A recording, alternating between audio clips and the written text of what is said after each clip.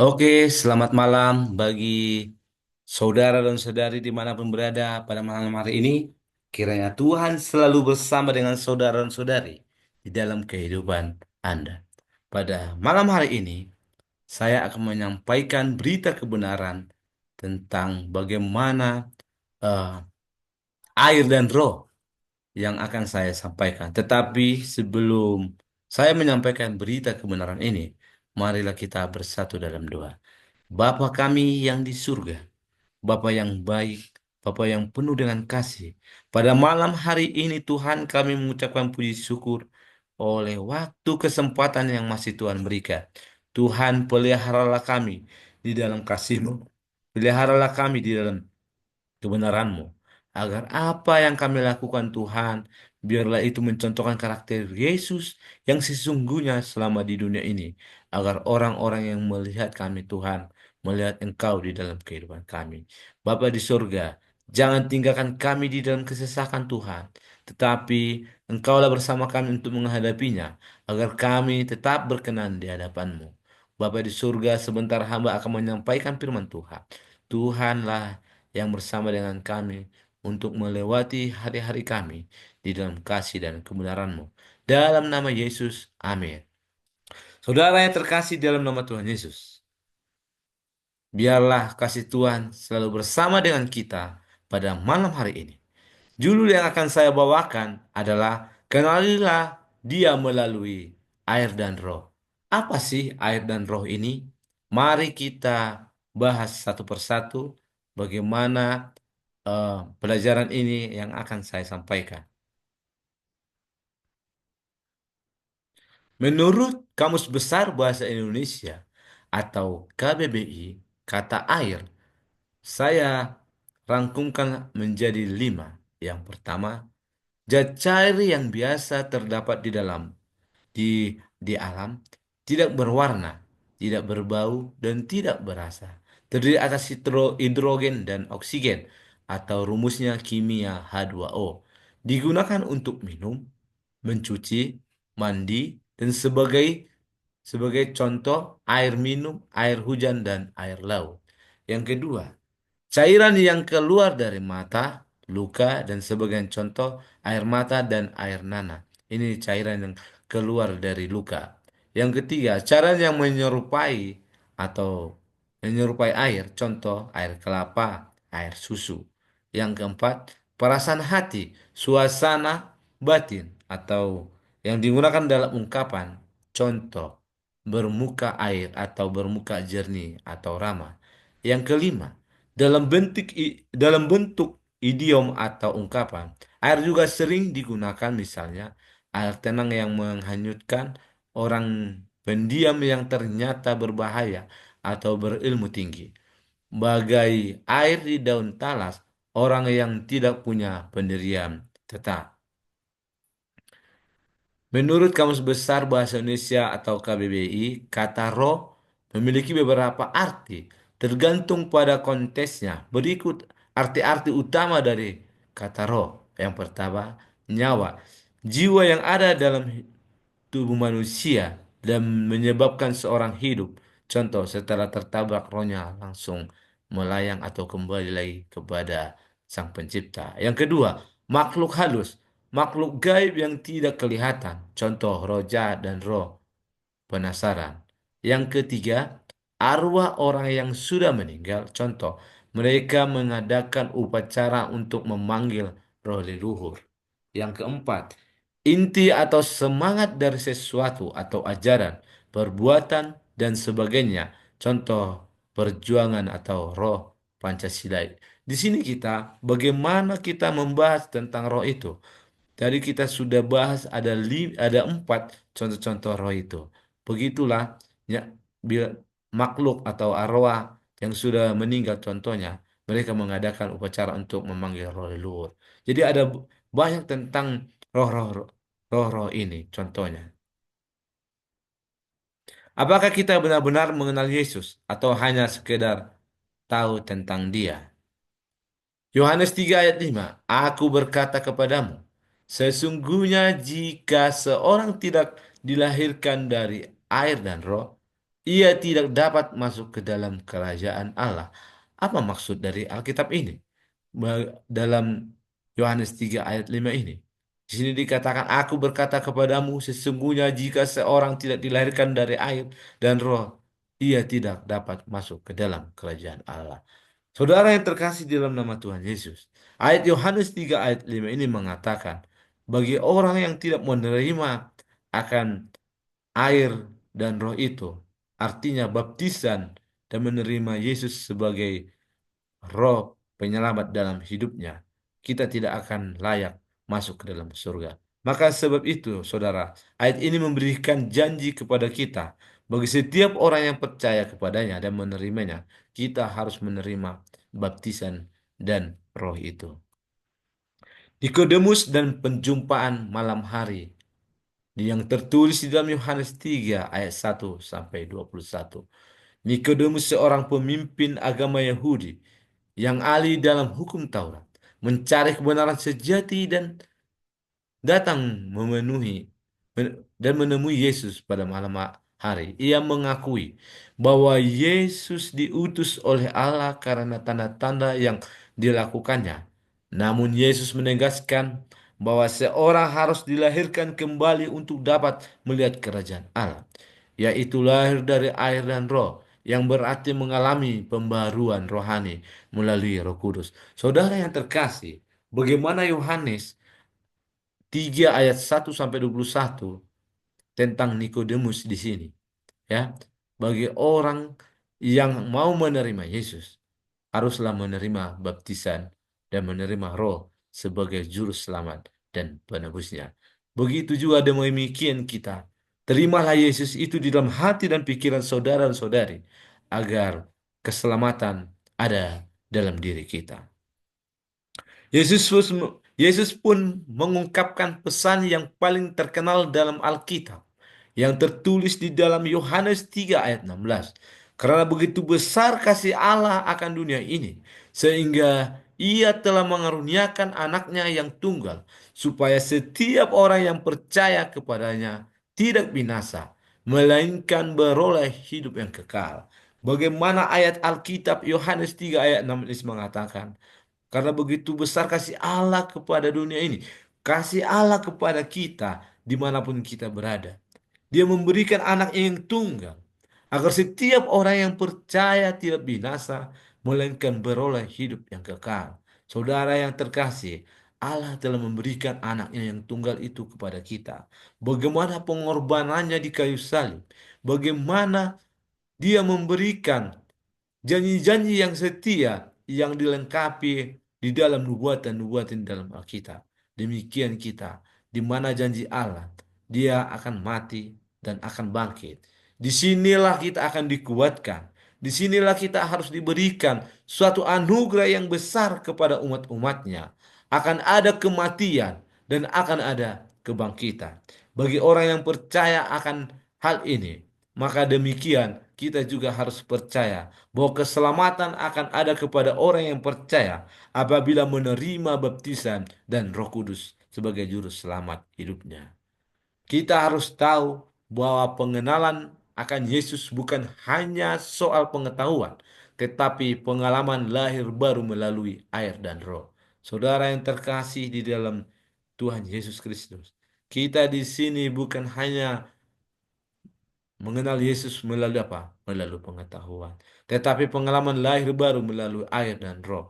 Ini adalah pengalaman hidup yang harus benar-benar kita lakukan dalam kehidupan kita. Oleh karena Sang Juru Selamat kita juga menerima akan baptisan hidup itu. Bukan oleh karena dia berdosa atau melakukan kesalahan di dunia ini, tetapi memberikan contoh kepada setiap orang yang percaya kepadanya untuk menerima akan apa? Akan menerima baptisan dan penerimaan Roh Kudus sebagai juru selamatnya. Simbol pertobatan dan pembaruan hidup yang tertulis di dalam Kisah Para Rasul 2 ayat 38. Bertobatlah dan hendaklah kamu masing-masing memberikan dirimu dibaptis dalam nama Yesus Kristus untuk pengampunan dosamu, maka kamu akan menerima karunia Roh Kudus. Di sini dikatakan di dalam Kisah Para Rasul 2 ayat 38, bagaimana tentang pertobatan? Hendaklah kamu menerima baptisan itu di dalam Yesus Kristus untuk pengampunan dosamu. Maka kamu akan menerima ke karunia Roh Kudus. Saudara yang terkasih, apabila kita menerima Yesus sebagai juru selamat kita, maka kita akan menerima apa? Menerima baptisan itu di dalam kehidupan kita. Agar Roh Kudus ada di dalam kehidupan kita, agar setiap kehidupan kita berjalan di dalam kebenaran, agar setiap kehidupan kita nanti berkenan di hadapannya, agar setiap kehidupan kita di mana kita dilihat di dalam kehidupan kita sehari-hari, agar Tuhan bersama selalu dengan kita. Simbol pertobatan dan pembaruan hidup. Air melambangkan baptisan, simbol pertobatan, pembersihan dari dosa. Air melambangkan baptisan.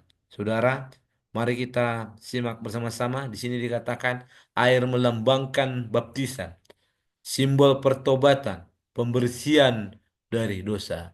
Di sini dikatakan simbol pertobatan atau pembersihan dari dosa, ya. Jadi bagi orang yang menerima akan air kehidupan itu, ya, itu artinya kita harus meninggalkan kehidupan kita yang lama, dosa-dosa yang sudah kita lakukan, baik itu sengaja ataupun tidak sengaja, agar kita menerima apa? Menerima janji-janji Allah itu. Dalam perjanjian lama, air sering dipakai untuk ritual penyucian, ya.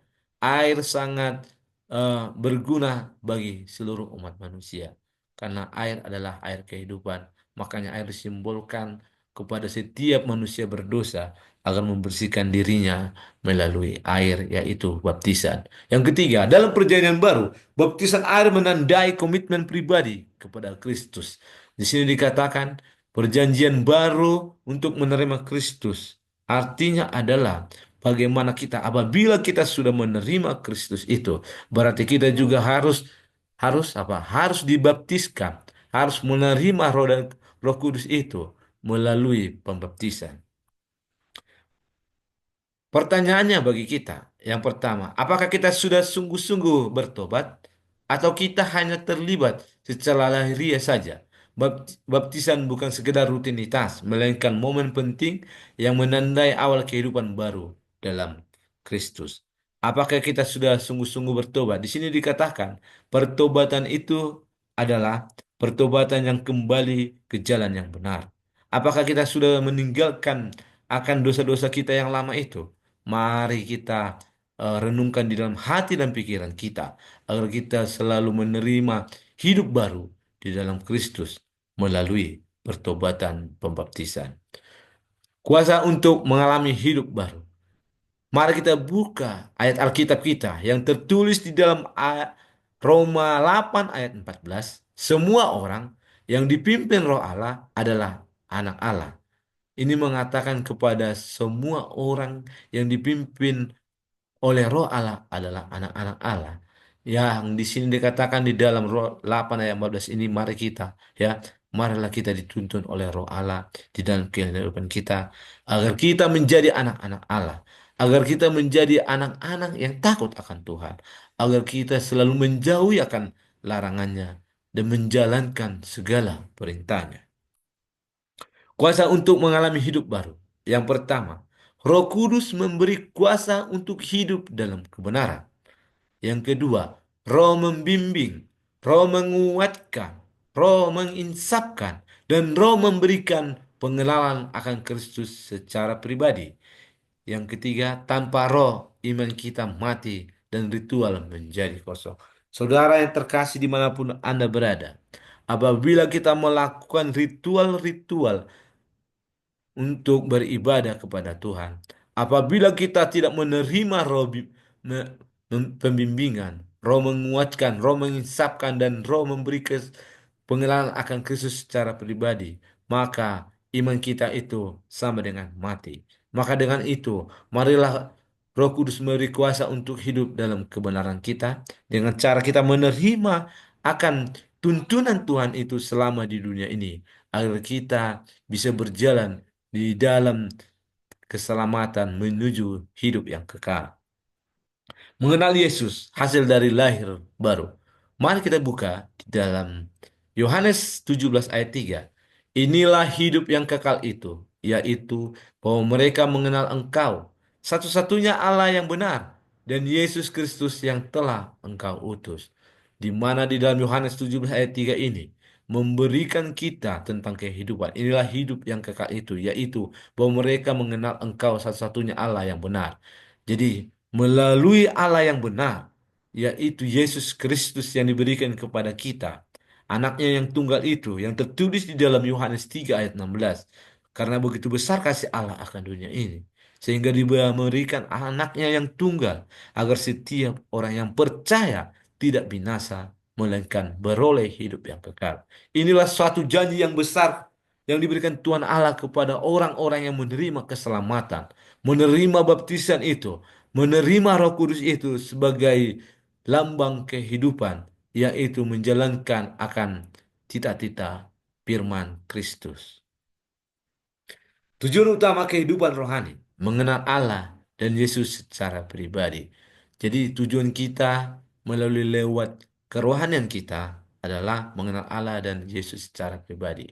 Jadi tujuan kerohanian kita, marilah kita selalu beribadah, melakukan doa pribadi dalam kehidupan kita, agar apa yang kita lakukan bisa mengenal kepribadian Yesus itu, dan orang lain juga mengenal kita melewati eh, ada karakter Yesus di dalam hidup kita, dan mereka melihat bahwa yang benar itu adalah bagaimana dibaptis melalui air dan roh. Pengalaman lahir baru melalui air dan roh adalah bagaimana jalan menuju pengenalan sejati akan Yesus. Kita tahu bahwa Kristus juga dibaptis pada waktu di dunia ini. Kita tahu bahwa dia tidak berdosa. Kita tahu dia tidak melakukan pelanggaran. Tetapi mengapa dia harus menerima baptisan itu? Oleh karena dia ingin memberikan kepada setiap umat-umatnya, mencontohkan kepada setiap akan anak-anaknya yang melakukan akan bagaimana menerima kebenaran melalui baptisan dan roh. Yesus menjawab, "Aku berkata kepadamu, sesungguhnya jika seseorang tidak dilahirkan dari air dan roh, ia tidak dapat masuk ke dalam kerajaan Allah." Yohanes 3 ayat 5. Jadi bagi saudara-saudara yang terkasih, ayat ini menyatakan di dalam hidup kita, agar kita menerima baptisan itu, menandakan bahwa kita menerima Yesus sebagai juru selamat dan penebus kita di dalam kehidupan kita. Maka itu, saudara terkasih, jangan beratkan hati dan pikiranmu untuk menerima baptisan keselamatan itu. Oleh karena firman Tuhan sendiri yang berkata di dalam Yohanes 3 ayat 5. Ayat ini mengingatkan kita bahwa untuk benar-benar mengenal dan mengikuti Kristus, kita harus mengalami kelahiran baru melalui air dan roh, bukan sekedar penampilan luar atau ritual.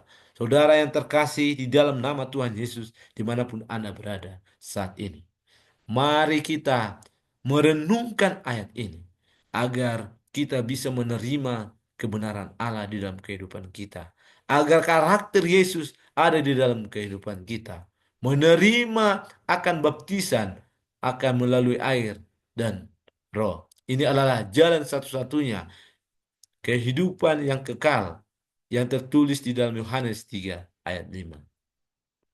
Roma 10 ayat 9, mari kita sama-sama membaca Alkitab kita yang tertulis di dalam Roma 10 ayat 9. Jika kamu mengaku dengan mulutmu Yesus adalah Tuhan dan percaya dalam hatimu bahwa Allah telah membangkitkan dia dari antara orang mati, maka kamu akan diselamatkan. Di dalam Roma 10 ayat 9 ini mengatakan, jika kamu mengaku dengan mulutmu atau mengaku dengan perkataan kita bahwa kita ada mengenal Yesus di dalam kehidupan kita, bahwa Allah telah membangkitkan dia dari antara orang mati, maka kamu akan diselamatkan. Jadi ada keselamatan bagi kita umat-umat Allah dimanapun Anda kita berada. Oleh karena kematian akan ada kebangkitan. Ini memberikan satu jawaban tentang janji Allah yang sebenarnya di dalam kehidupan kita. agar kita melakukan hal-hal yang benar itu di dalam kehidupan kita melalui baptisan air dan roh. Mari kita buka Alkitab kita di dalam Titus 3 ayat 5.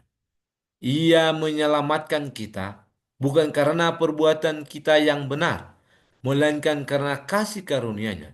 Ia menyelamatkan kita dengan permandian, kelahiran kembali dan pembaruan oleh Roh Kudus. Di sini dikatakan, bukan karena kita orang-orang benar kita diselamatkan, tetapi oleh karena kasih karunia Allah lah kita diselamatkan. Oleh karena dialah yang berhak untuk memilih siapa yang harus diselamatkan. Tetapi janji Tuhan tadi di dalam Titus 3 ayat 5 ini menguatkan kita kembali agar kita kuat di dalam kehidupan kita, menerima kebenaran melalui baptisan air dan roh. Mari kita sama-sama juga membuka bagaimana tulisan Kisah Para Rasul, tu- buku Ellen G. White. Mari kita sama-sama membacakan bagaimana di dalam buku Ellen G. White ini pengorbanan Kristus untuk manusia, kepentingan lengkap dan sempurna, syarat perdamaian telah dipenuhi. Pekerjaan untuk mana ia datang ke dalam dunia ini telah dilaksanakan. Ia telah memenangkan kerajaan itu. Ia telah merebutnya dari setan dan telah menjadi wali segala perkara. Ia adalah dalam perjalanannya ke tahta Allah untuk dihormati oleh bala tentara surga, berpakaian kekuasaan yang tidak terbatas. Ia memberi kepada murid-muridnya tugas mereka. Karena itu pergilah, jadikanlah semua bangsa muridku, dan baptislah mereka ke dalam nama Bapa dan Anak dan Roh Kudus, dan ajarlah mereka melakukan segala sesuatu yang telah kuperintahkan kepadamu. Dan ketahuilah, aku menyertai kamu senantiasa sampai pada akhir zaman. Matius 28 ayat 19 sampai 20. Bagaimana tulisan terang kecil ini menuju menjadi terang besar, mengajari kita bagaimana untuk bertobat.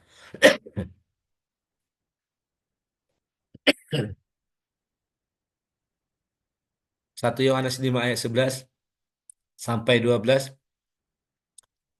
Dan inilah kesaksian itu.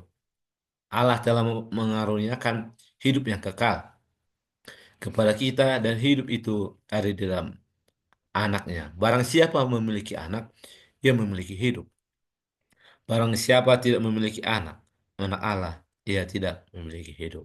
Jadi barang siapa bagi saudara dan saudari tidak menerima Yesus sebagai juru selamat dan penebus kita, maka kita tidak akan diselamatkan. Tetapi bagi setiap orang yang diselamatkan dan menerima baptisan air dan roh itu, maka keselamatan akan ada pada dirinya.